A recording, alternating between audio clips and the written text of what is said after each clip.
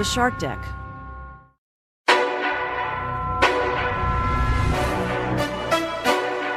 Hello and welcome to Palace Intrigue. I am your host, Mark Francis.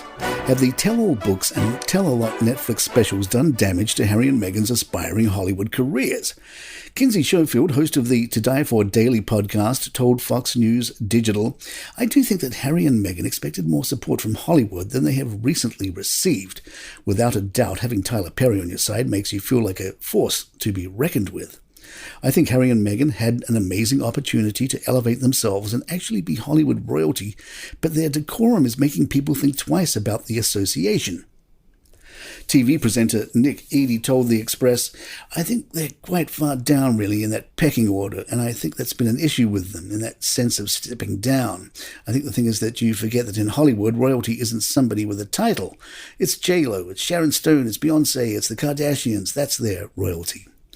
Author Christopher Anderson disagrees, telling Fox, "I doubt very much if Harry and Meghan are wringing their hands, worrying if they'll be overshadowed by the likes of Beyonce and the Kardashians. The Duke and Duchess occupy a unique place in the celebrity universe, bringing much-needed touches of class and even history to what is otherwise a translucently superficial place," he explained.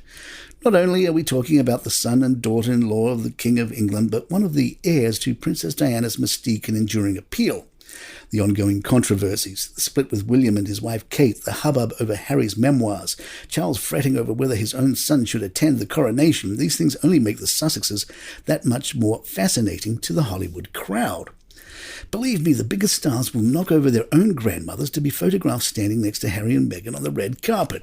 I've learned from over a half-century of writing about some of our biggest cultural icons that celebrities, in particular, love to bask in the reflected glory of other celebrities. No one is more starstruck than another famous person. The bottom line, unless William and Kate also decide to throw in the towel and move to LA with the kids, there's no chance of Harry and Meghan losing their collective luster. There is simply no one like them on this side of the Atlantic." Royal expert Shannon Felton Spence believes Meghan need only look to the past and to Wallis Simpson to see her future. They had a huge miscalculation on how important they are to the world and the royal family. COVID also quelled their launch plans and essentially froze them into limbo for 2 years. You think someone who grew up in the industry would have had a better understanding of how it works. Learn from history, or you're bound to repeat it. With a little research, they would have understood that they were bound to repeat the journey of the Duke and Duchess of Windsor, she shared. They spent their entire lives as vagabonds, banking on their royal association and the hospitality of rich friends. And he was king. The royal family's brand is incomparable. It relies on exclusively mystique and the diplomatic duties of a dignitary. Hollywood is exactly the opposite. They do not translate. I am sure they are delightful to have at a party. Meghan is smart and beautiful. He is Prince Harry. Again, they can look to the Duke and Duchess of Windsor. Rich people parties and fashion features in magazines. The question is whether that is good enough for them.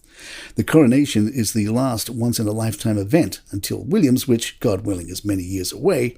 They lost their cool factor, and if they aren't pictured at the coronation, it's gone forever. The Spectator also makes the Wallis Simpson comparison, writing, "A king once gave up a throne for an American divorcee and lived a life of globe-trotting shame. Now a prince gives up thrice-weekly visits to Knockers nightclub for an American divorcee and lives a life of globe-trotting blame."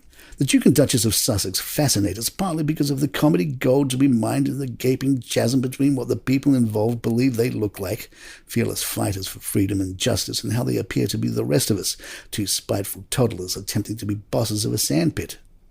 What's especially interesting about the folly of the Sussexes is that before they got together, they both seemed perfectly okay. She would never win an Oscar, and he would never be begged to leave his brain to science, but they were jogging along, having a laugh and not bothering anyone. Individually, Harry and Meghan seemed happy enough, neither of them too bright, but both living lush lifestyles that they didn't have to break a sweat for. Then they met, and it was an attempted murder of the reputation of the royal family. Seeing that the pair are so interested in mental health, I wonder if they understand that they may be, in my layman's opinion, suffering from both paranoia and persecution complex, and that it might be wise to seek professional help. Palace Intrigue, we're right back.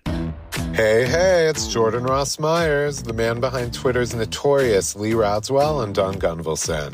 I'm inviting you to join me every week for the Pretty Corrupt podcast.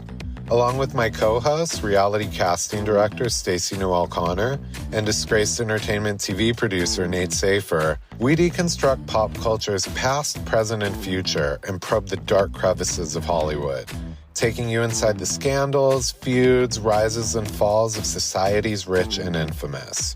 Alongside interviews with our celebrity friends and special guest hosts, everything is fair game on the Pretty Corrupt podcast. Every Tuesday on all streaming platforms and at storicmedia.com.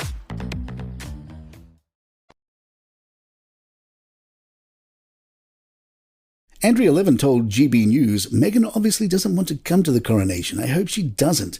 He still has the residue of love for his father, which he won't really admit, but he won't let go. I mean, if I didn't like my family, they wouldn't see me, but he is torn. He obviously doesn't like it in America. He'd like to be back here, but he can't because he's stuck with his wife and children there. I think it's very difficult for him to make a decision. And there you have it.